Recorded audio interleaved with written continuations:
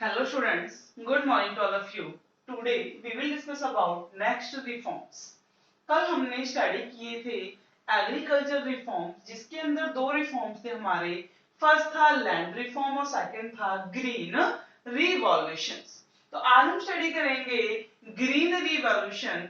Green revolution के बारे में सभी स्टूडेंट जानते होंगे. आपने ये 9th में 10th में शायद 7th 8th की मैं एसएस में करूं वहां भी आपने पढ़ा होगा कि ग्रीन रिवॉल्यूशन जो हरित क्रांति के नाम से जाना जाता है ये मेनली एग्रीकल्चर एक्टिविटीज के लिए क्या किया गया था, हमारी कंट्री में लॉन्च किया गया था, आया था ये. और इसके आने के पीछे पर्पस क्या था, क्यों किया गया था, वो हम यहाँ पर स्टडी करने वाले हैं. कहता है कि new agricultural strategy was adopted in India. इसको इंडिया में क्या किया जा रहा था, अडॉप्ट किया गया during the third plan during 1960. जो थर्ड पे जो हमारा प्लान बना था 1960 के अंदर, तो 60 से अंदर उसमें क्या किया था, इसको प्लान को अडॉप्ट किया गया था. क्योंकि मैंने इसमें पहले भी बताया था जिस टाइम यूएसए ने हमें क्या करने, फूड ग्रेन देने से मना कर दिया था कि अब फूड ग्रेन आपको नहीं मिलेगा यदि आप पाकिस्तान के से जो वॉर है, जो वॉर हो रहा है, लड़ाई हो रही है, झगड़े हो रहे हैं, अगर उसको स्टॉप नहीं करते हो तो आपको फूड ग्रेन की सप्लाई हम नहीं करेंगे. तो उस सिचुएशन में उस टाइम हमारे जो 5 ईयर प्लान्स बनते थे, हमने अपने 5 ईयर प्लान्स का मेन ऑब्जेक्टिव ही ये बना लिया था कि टू अचीव सेल्फ सफिशिएंसी. क्या बना लिया था, टू अचीव सेल्फ सफिशिएंसी. जैसे कि आज प्रेजेंट हो रहा है अभी कोरोना के टाइम में, जो हमारे प्राइम मिनिस्टर बार बार बोलते हैं कि हमें आत्मनिर्भर बनना है. क्या बनना है, आत्मनिर्भर बनना है. वैसे ही सेम उस टाइम जब थर्ड 5 ईयर प्लान बनाया गया तो वहां उसका ऑब्जेक्टिव रखा गया to achieve self sufficiency in food grain. कि हमें फूड ग्रेन में सेल्फ सफिशिएंसी को अचीव करना है. हमें इतना फूड ग्रेन अपनी कंट्री में प्रोड्यूस करना है कि हम दूसरी कंट्री के ऊपर क्या ना रहे, डिपेंड ना रहे. और दूसरा इतना सरप्लस करें कि हम दूसरी कंट्री को क्या कर सके, एक्सपोर्ट करें. हमने उस टाइम इस ऑब्जेक्टिव को क्या किया था, बनाया था, गोल अपना बनाया था, हमने इसको अचीव भी किया था. लेकिन वो अचीव किसके हेल्प से हो पाया, वो केवल ग्रीन रिवॉल्यूशन की हेल्प से ही हो पाया था. करेंगे at the time of independence के time about 75% of country's population, जो कंट्री की 75% पॉपुलेशन थी, was dependent on agricultural activity. वो किसके ऊपर डिपेंड थी, एग्रीकल्चर एक्टिविटी के ऊपर डिपेंड थी. कि सभी में मतलब कि हम ये कहें कि most of population 3/4 of population तो किसके ऊपर डिपेंड थी, एग्रीकल्चर के ऊपर डिपेंड थी. कि कहते थे कि कोई और हमारे पास क्या नहीं था, सोर्स नहीं था, ना तो इंडस्ट्री इतनी ज्यादा थी, ना ही सर्विस सेक्टर था जिससे हम वहां क्या कर सकें, कोई भी अपना रोजगार इंप्लॉयमेंट कर सके. तो India's agriculture विटली he depend on the monsoon. जो ज्यादा से ज्यादा जो पॉपुलेशन थी वो किसके ऊपर डिपेंड थी, मानसून के ऊपर. कि ये माना जाता था कि अच्छी मानसून होगी, अच्छी बारिश होगी तो अच्छी खेती होगी, अगर बेकार हुई तो बुरी ही खेती बाड़ी होने वाली. इट मींस कि लोग कंप्लीट मानसून के ऊपर डिपेंड थे, उनके पास कोई भी इरिगेशन फैसिलिटीज नहीं थी. दूसरा कह रहा है कि मोरओवर अधिकतर जब productivity in the agriculture sector was very low. जो एग्रीकल्चर प्रोड्यूस था, जो एग्रीकल्चर प्रोडक्ट था, वो कैसा था, बहुत ही ज्यादा लो था. इतना लो था कि इससे हमारे खुद का क्या नहीं हो पाता था, गुजारा नहीं हो पाता था. ड्यू टू, कारण क्या था, due to use of outdated technology. क्योंकि हम उस टाइम जो टेक्नोलॉजी थी उसको यूज ही कौन सी टेक्नोलॉजी यूज करते थे, आउटडेटेड टेक्नोलॉजी को यूज किया जाता था. And absence of required infrastructures. और उस टाइम हमारे पास जो इंफ्रास्ट्रक्चर थी था उसकी भी क्या थी, कमी थी. इतना बेटर इंफ्रास्ट्रक्चर नहीं था कि जिससे हम क्या कर सकें कि अच्छे से अपनी एग्रीकल्चर एक्टिविटीज कर सकें. एज अ रिजल्ट, इसका रिजल्ट क्या हुआ, ऑफ इंटेंसिव मतलब जो आंतरिक था, एंड कॉन्टिन्यूस एफर्ट, कंटिन्यू क्या किए जा रहे थे, एफर्ट्स किए जाते ऑफ मेनी एग्रीकल्चर साइंटिफिक, जो बहुत सारे एग्रीकल्चर साइंटिफिक थे. दिस स्टैग्नेशन इन एग्रीकल्चर और permanently broken by green revolutions. जो स्टैग्नेशन आया हुआ था किसके अंदर, एग्रीकल्चर के अंदर, उसको परमानेंटली किसके द्वारा ब्रोक किया गया, किसके द्वारा तोड़ा गया, by the green revolution. Green revolution ने तोड़ा, हरित क्रांति ने तोड़ा था। और ग्रीन रिवॉल्यूशंस को हमने अडॉप्ट कब किया था, 1965 में अडॉप्ट कर लिया था, बट ये वर्किंग में कब आया था, 1966 में वर्किंग में आया। उस टाइम सीजन कौन सा था, खरीफ सीजन। कौन सा सीजन था, खरीफ। 2 सीजन्स होते हैं ना, रबी और खरीफ। तो खरीफ सीजन के अंदर हमने क्या किया, इसको अडॉप्ट किया।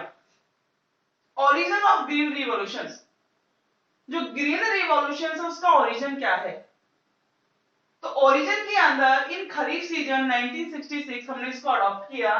तो फर्स्ट है HYV सीड्स। क्या यूज किया हमने सबसे पहले, HYV seeds, high yield variety seeds.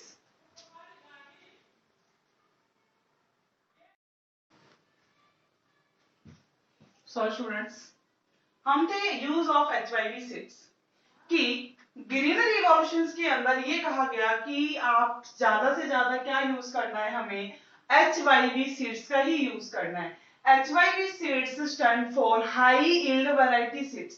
ये जो सीड्स थे, सीड्स कैसे थे, हाई यील्ड वैरायटी, इतने बेटर क्वालिटी के थे कि जिससे क्या हो सकता था, मतलब कि लेस इनपुट से ही बहुत ज्यादा मोर आउटपुट कैलकुलेट हो सकता था। हम ये कहें कि थोड़े से इनपुट से हम ज्यादा आउटपुट निकाल सकते थे। सेकंड है एडिक्वेट इरिगेशन फैसिलिटीज।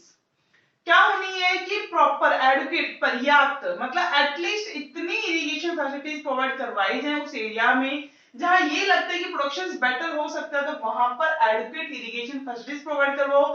क्योंकि फार्मर के पास क्या नहीं थी, इरिगेशन की कोई भी फैसिलिटीज नहीं थी। एंड थर्ड है applications of fertilisers, pesticides, insecticides.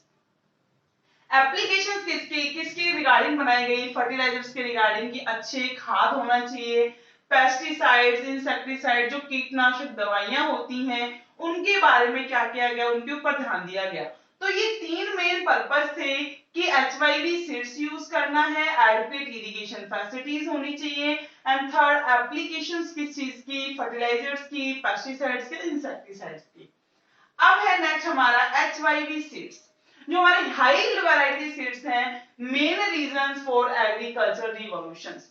इसके अंदर जो कारण क्या है, जो मेन रीजंस हैं किसके लिए एग्रीकल्चर रिवॉल्यूशंस के क्या कारण थे, तो कहते हैं कि दीज सीड्स, जब जिन सीड्स को जब यूज किया गया तो साथ साथ कुछ प्रॉब्लम्स भी क्रिएट हुई, क्योंकि इन सीड्स को यूज करने के लिए जो हम पहले आउटडेट टेक्नोलॉजी यूज कर रहे थे उससे इस सीड्स को उगाया नहीं जा सकता था। तो क्या कहा, दीज सीड्स, जो ये सीड्स हैं, कैन बी यूज्ड, ये यूज हो सकते हैं इन दोज प्लेसेस, केवल उन प्लेस के ऊपर where there are adequate facilities of drainage and water supply. जहां पर ड्रेनेज की और वाटर सप्लाई की जहां प्रॉपर फैसिलिटीज अवेलेबल है, ये सीड्स केवल वही क्या हो सकते हैं, यूज हो सकते हैं, अदरवाइज ये यूज नहीं हो सकते। जैसे कि आपने एराइड एरिया में, सेमी एराइड एरिया में क्या कर इनको यूज कर लिया, वहां पर इनका यूज नहीं होगा। इसीलिए शुरू में क्या नहीं किया गया, एराइड और सेमी एराइड एरियाज के अंदर इनको यूज नहीं किया गया। Second, as compare to other ordinary seeds, अगर हम दूसरे ऑर्डिनरी सीड्स के कंपेयर करें तो these seeds needs heavy dose of chemical fertilizers। इस सीड्स को सबसे ज्यादा जरूरत किस चीज की थी, कौन सी डोज की, केमिकल फर्टिलाइजर। कि आप ये कह दिया गया कि जो आप ऑर्गेनिक फार्मिंग का जो यूज कर रहे हो, ये ऑर्गेनिक फार्मिंग क्या नहीं कर सकती, जो हमारे हाई वैरायटी सीड्स हैं इसको प्रोड्यूस नहीं कर सकती। आपको इसके लिए केमिकल फर्टिलाइजर्स का ही यूज करना होगा। जैसे यूरिया वगैरह आए हैं, ये सारे क्या है, केमिकल फर्टिलाइजर्स हैं, और इसको दूसरे सीड्स की बजाय 4 to 10 टाइम्स क्या है, ये बहुत ज्यादा स्ट्रॉन्ग है, तो इनको बहुत ज्यादा क्या चाहिए, वाटर भी चाहिए, और दूसरा इनको बेटर या हम कहें कि हैवी डोज का केमिकल फर्टिलाइजर चाहिए। अगर हैवी डोज का केमिकल फर्टिलाइजर होगा तभी ये जो सीड्स हैं बहुत अच्छा आउटपुट दे सकते हैं। फिर सो इसलिए desire benefit from HYV seeds, तो इसके लिए डेराइव बेनिफिट, ये बेनिफिट लाया गया किससे, HYV सीड्स से।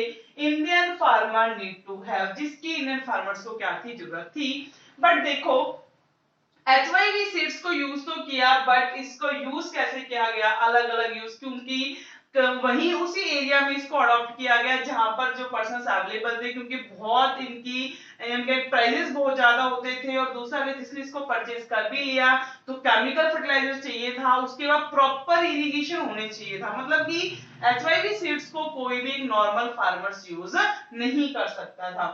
तो कहते हैं कि रियलाइबल इरिगेशन फैसिलिटीज, अगर इस बेनिफिट को लेना है तो क्या होना चाहिए फार्मर के पास, जरूरत किस चीज की है, रियलाइबल इरिगेशन फैसिलिटीज, मतलब कि इरिगेशन फैसिलिटीज रियलाइबल हो, जब भी जरूरत हो उसी टाइम उसके पास प्रॉपर इरिगेशन फैसिलिटीज हो। फाइनेंशियल रिसोर्सेज, क्योंकि इस टाइप की जब सीड्स को यूज किया जाएगा तो फाइनेंशियल रिसोर्सेज भी अवेलेबल उनसे होने चाहिए, पहले सीड्स परचेज करना है, केमिकल फर्टिलाइजर्स करना है, इरिगेशन करना है, मतलब कि उसके सीड्स को से आउटपुट को निकालने के लिए जितनी भी प्रोसेस की जाएगी, जो टाइमिंग है उसके अंदर बहुत ज्यादा फाइनेंस की जरूरत पड़ती है, तो उसके लिए फाइनेंशियल रिसोर्सेज भी अवेलेबल होने चाहिए। ये मेन क्या था, रीजन था HYV सीड्स का। अब है कि Indian economy experienced the success of green revolution in 2 phases, जो ग्रीन रिवॉल्यूशन था उसने अपनी स्टोरी को, सक्सेस स्टोरीज को 2 फेजेस के अंदर कंप्लीट किया। जो फर्स्ट फेज कहते हैं कि मिड 60 से 70, फर्स्ट फेज कब था, कहां था उसका, 60 से 70 था। और 60 70 क्यों कहा गया है, क्योंकि फर्स्ट फेज में इसमें केवल 2 क्रॉप्स को लिया, यहां मैंने नहीं लिखी है, केवल यहां कौन कौन सी क्रॉप आई थी, 2 क्रॉप्स, तो वो क्रॉप भी कौन कौन सी थी, वीट और rice, wheat and rice, wheat and rice का प्रोडक्शन। और दूसरा केवल सम सिलेक्टेड स्टेट्स के अंदर क्या किया गया, इसको अडॉप्ट किया गया था, लाइक पंजाब, आंध्र प्रदेश एंड तमिलनाडु, क्योंकि जहां बेटर इरिगेशन फैसिलिटीज थी, जहां बेटर फाइनेंशियल रिसोर्सेज थे, वहीं इसको क्या किया गया, यूज किया गया। इसने मतलब कुछ स्टेट को कवर किया और केवल 2 क्रॉप्स को ही कवर किया था।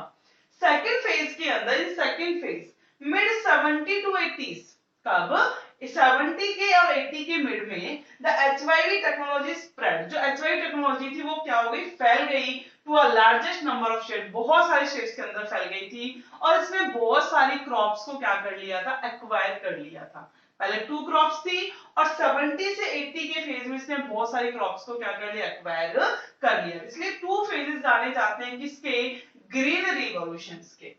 अब है import and effects of green revolutions, जो ग्रीन रिवॉल्यूशंस आया था उसके इंपोर्ट एंड इफेक्ट्स क्या क्या है, क्या क्या इफेक्ट्स पड़े। तो सबसे पहले है अटेनिंग मार्केटेबल सरप्लस। भाई जैसे ही हमने ग्रीन रिवॉल्यूशंस को अपनाया था 1965 में या 66 के अंदर, तो क्या होने लग गया, बहुत ज्यादा आउटपुट आने लग गया, आने लग गया बहुत ज्यादा आउटपुट, मार्केटेबल सरप्लस, कि लोग सेल्फ सफिशिएंसी, मतलब सेल्फ के पर्पस से प्रोडक्शन तो करते ही करते थे, मार्केट पर्पस से वो प्रोडक्शन करते, जिससे मार्केट सरप्लस आने लग गया, लोगों के पास कैश हो गया, जिससे फार्मर का जो आउटलुक था वो ऑटोमेटिकली चेंज हो गया। हम ये भी कह सकते हैं change in farmer outlook, farmer का जो आउटलुक था वो कंप्लीटली क्या हो गया था, चेंज हो गया। Buffer stock of food grain, farmer के पास बहुत ज्यादा क्या क्रिएट हो गया, स्टॉक, फार्मर के पास इतना स्टॉक अवेलेबल था कि मार्केट में जब भी जैसे क्या होता था, जब आफ्टर हार्वेस्टिंग बहुत ज्यादा सप्लाई की जाती थी, तो पब्लिक का जब सप्लाई ज्यादा हो तो प्राइस डाउन होते हैं, भाई सप्लाई जब ज्यादा होगी प्राइस कैसे होते हैं, डाउन, तो प्राइस डाउन होते थे, फार्मर उस प्राइस के ऊपर मार्केट में सेल नहीं करते, तो गवर्नमेंट क्या करती, स्पॉट प्राइस प्रोवाइड करवाती, किसको, फार्मर्स को, स्पॉट प्राइस के ऊपर खुद परचेज कर लेती, जिससे गवर्नमेंट के पास बहुत ज्यादा बफर स्टॉक हो गया। इट मींस अब हम दूसरी कंट्री के ऊपर डिपेंड नहीं रहे, अगर किसी साल प्रोडक्शन नहीं भी हुआ तो गवर्नमेंट हमारी क्या कर सकती थी, हेल्प, उस बफर स्टॉक से हमारी हेल्प कर सकती थी, जैसे कि आज प्रेजेंट में हो रहा है। जैसे कि ये जो हमारा दौर चल रहा है कोरोना का, कोविड-19 का, इस टाइम गवर्नमेंट हमारी फूड ग्रेन प्रोवाइड करवा रही है लोगों को, ठीक है, अदर जो हेल्प दे रही है वो सारी किसके थ्रू दे रही है, क्योंकि पहले गवर्नमेंट के पास स्टॉक अवेलेबल है, वो वहां से क्या कर रही है, लोगों की हेल्प कर रही है। तो कहते हैं benefit to low income group, सबसे ज्यादा जो बेनिफिट्स हुआ था वो बेनिफिट्स किसको हुआ था, जो लो इनकम ग्रुप, क्योंकि जिनकी इनकम क्या थी, बहुत ही लो थी, उनको बहुत ज्यादा क्या हुआ, इसका फायदा हुआ। हम ये भी बोल सकते हैं कि इससे क्या हुआ, सिर्फ farmer shift to subsistence farming to commercial farming. लोग कहां से, फार्मर्स था, फार्मर कॉमर्स से, सब्सिस्टेंस फार्मिंग से, जीवन निर्वाह खेती से कहां पर शिफ्ट हो गया, कॉमर्शियल फार्मिंग के अंदर शिफ्ट हो गया। इससे क्या हुआ, हमारा जो प्रोडक्टिविटी है वो क्या हो गई, प्रोडक्टिविटी भी हमारी इंक्रीज हो गई, इंक्रीज हुई, प्रोडक्टिविटी भी इंक्रीज हो गई। तो ये इसके बेनिफिट्स है। अगर हम कहें कि इसके कुछ लॉस भी थे, अगर हम कहें साथ साथ इसके क्या है, कुछ लॉस भी हैं। लॉस क्या है, सबसे पहला लॉस तो यही है कि अनइवन स्प्रेड। जो ग्रीन रिवॉल्यूशन था, इसका जो स्प्रेड था, फैलाव था, कैसा था, अनइवन। अनइवन कैसे था कि देखो कि इसने शुरू में तो केवल कुछ ही स्टेट्स को एक्वायर किया, 2 क्रॉप्स ली थी। उसके बाद धीरे धीरे से स्टेट्स को क्या क्या एक्वायर करना स्टार्ट किया। इसको हर पर्सन, हर फार्मर, हम ये कहें रिच या पुअर हो कि क्या नहीं कर सकते, इसको यूज नहीं कर सकते, इसको केवल रिच फार्मर ही यूज कर सकता था। क्यों, क्योंकि HYV सीड्स के प्राइसेस बहुत ज्यादा थे, सीड्स को परचेज करना बहुत महंगा। परचेज कर लिया तो क्या करना, उसके लिए हैवी डोज की केमिकल फर्टिलाइजर परचेज करना, इरिगेशन की फैसिलिटीज प्रोवाइड करवाना, वो बहुत ज्यादा क्या हो जाता था, फार्मर के लिए बहुत ज्यादा कॉस्टली पड़ जाता था। इस वजह से भी इसका अनइवन स्प्रेड हो पाया। क्या हो पाया, इसका अनइवन स्प्रेड हो पाया। क्लियर हो गया। तो ये थे हमारे ग्रीन रिवॉल्यूशंस। क्लियर हो गया होगा सभी को।